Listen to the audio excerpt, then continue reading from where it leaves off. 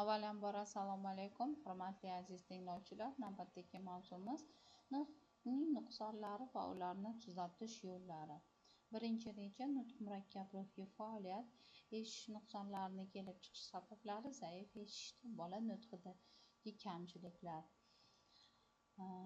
Demak, eshitish va ko'rishda nuqsoni bo'lgan bolalarda tashkil etilgan muassasalar bola dunyoga kelgan kunlardan boshlab ko'radi, eshitadi, biror narsa tekkanini, og'riq, issiq, hid ta'mini his etadi, tevarak atrofdagi borliqni his, bilish, sezish, idrok qilishda, ya'ni voqelikdagi narsa va hodisalarni bola ongida aks etishda boshlanadi. Bolaning idroki hayotining dastlabki yillaridayoq ancha takomillashadi va 2 yoshda u buyumlardagi rangi, shakli katta-kichiklariga qarab bir-biridan farq qila olishadi, tanish ohangni ajratadi va hokazo.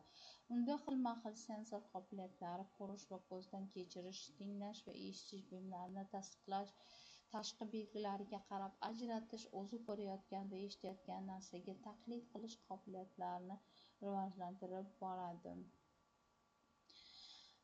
Bola nutqining o'z vaqtida to'g'ri rivojlanishi aqliy rivojlanishning asosidir.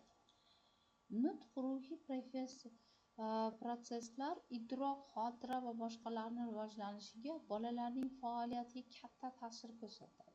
Bola nutqining rivojlanishida boshlanishi bilan kattalar so'zlarning tarbiyaviy vosita sifatida roli ortib boradi. Bola shaxsining tarkib topishi hayotning birinchi kunlaridan boshlanadi. Bola har kuni ko'rgan, eshitganlari asosida borliqqa va tevarak atrofdagi kishilar o'z munosabatlarini bildiradi. Kattalarning harakatlari, ishlariga, sodir bo'layotgan voqealarga bolaning beradigan bahosi, kishilarga bo'lgan munosabatlari, bularning hammasi bola ma'naviy qiyofasini shakllanishiga ta'sir etadi. Bolaning xoh ona qornida, xoh tug'ilgandan keyin rivojlanib borishi uchun zarur bo'lgan ma'lum shart-sharoitlarning bo'lishi turli xil anomaliyalarga, ya'ni jismoniy yoki ruhiy nuqsonlar, kamchiliklarga olib kelishi mumkin. Dialektologiya fanida anomal bolalarning turli xil kategoriyalar ustida ish olib boriladi.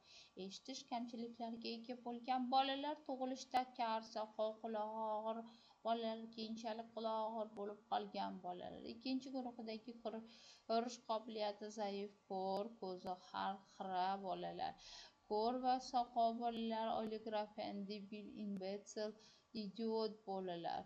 Harakat, tayanch a'zolari kamchiliklari bo'lgan bolalar, ruhiy rivojlanishi orqada qolgan bolalar kabi o'sha turli xil kategoriyalarga ajratiladi. Anomal bolalar maxsus ta'lim-tarbiya muassasalarida tarbiyalanishi va o'qitish kerak. Bolaning umumiy rivojlanishiga har tomonlama kuchli ta'sir etgan nuqsonlargina uni anomal bola deb hisoblashiga asos bo'lishi mumkin. Masalan, bolaning faqat chap qulog'i eshitilsa, bu nuqson har tomonlama rivojlanishiga ta'sir etmaydigan, u umumiy maktab programmasini sog'lom tengdoshlar qatorida, ya'ni inklyuziv sinflarga olish mumkin. U anomal bolalar qatoriga kirmaydi.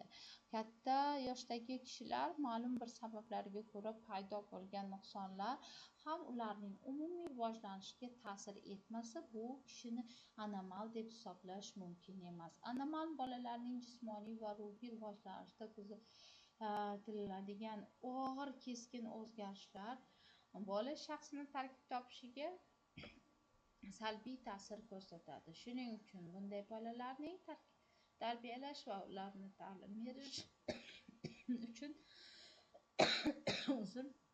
maxsus shart-sharoitlar yaratilishi kerak.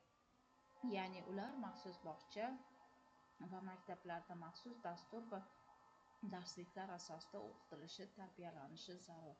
Har qanday anomal rivojlanish markaziy periferik nerv sistemasidagi organik yoki funksional o'zgarishlarga aloqador bo'lishi mumkin.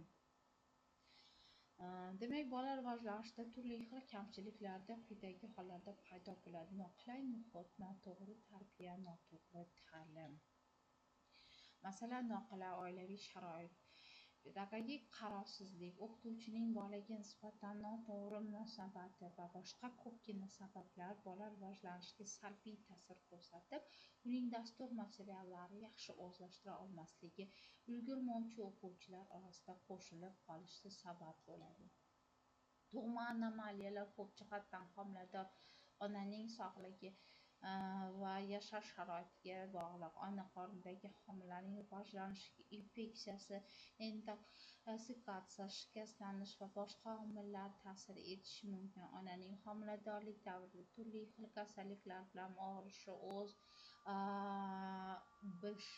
bosimchalik bilan, turli dori-darmonlar bilan bilib-bilmas iste'mol qilish bolaning anomal bo'lib tug'ilishiga sabab bo'lishi mumkin. Tug'ma anomaliyalar genetik va ya'ni irsiy omillar ta'siriga ham bog'liq bo'lishi ham mumkin. Masalan, eshitish, ko'rish analizatorlar faoliyati buzilishi, aqliy zaiflik, nasldan bolaga o'tish ham kuzatiladi. Down kasalligi, rezus faktorlarga to'g'ri kelmasligi va boshqalar. Ota-onalarning alkogolizm, narkomaniya, toksikmaniyalar ham bolaning anomal bo'lib tug'ilishiga olib kelishi mumkin. Nutq murakkab faoliyatlar, u ruhiy jarayonlarning tarkib topishi va bolaning umuman barkamol bo'lib o'sishiga katta ta'sir ko'rsatadi. Nutq eshituv organlari vositasi bilan idrok etishiga asoslangan bo'lib, atrofdagilarda to'liq eshitish yo'li bilan rivojlanib boradi. Og'zaki nutqning shakllanishida eshituv analizatorlari, nutqni harakatga keltiruvchi analizator ishtirok etadi. Nutqni harakatga keltiruvchi analizatorlar eshituv analizatorlari bilan mahkam bog'langan holda ishlaydi. Eshituv analizatorlarining rivojlanish darajasi esa ko'p jihatdan talaffuzga bog'liq hisoblanadi. Infantilizm, ya'ni cerebral endocrine infantilizm, bunda asosan ichki sekresiya bezlari faoliyati buzilgan bo'ladi. Natijada bolalar his-tuyg'ularni yaxshi rivojlanmay, nevropatiya holatlariga yuzaga keladi. Bolaning uyqusi, ishtahasi yaxshi bo'lmaydi, depressiya holatlariga moyillik paydo bo'ladi.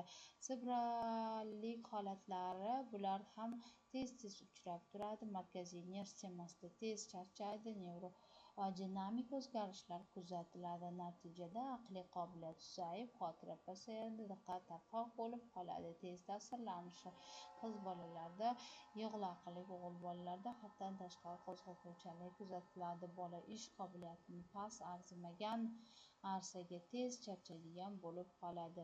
Tabiatan nevrozga yaqin holatlarda bular qorong'idan, yakkaligidan qo'rqish, o'z atrofidagilar sog'lig'i uchun xavfsirash, giperkinezlar, duduqlanish, enurez kabi hodisalar bilan birga ifodalanadi. Psixomotor kuzatuvchanlik asosan o'g'il bolalarda ko'proq uchraydi. Serqatlik, diqqatning tarqoqligi va tez chalg'ishi bunga misol bo'lishi mumkin. Va affektiv o'zgarishlar, kayfiyati aytarli sababsiz aynib turishi, tajovuzkorlik qilishga moyil bo'lishi ham. Epileptik buzilishlar har xil ko'rinishdagi qanoq turishi bilan namoyon bo'ladi.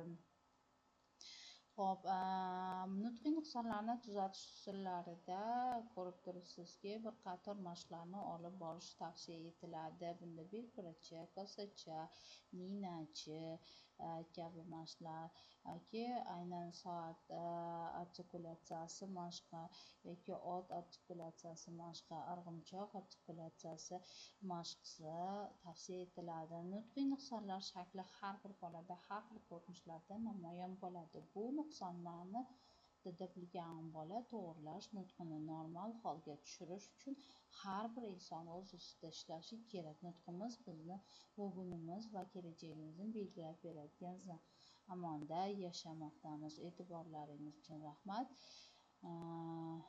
Keyingi mavzularda uchrashib qolguncha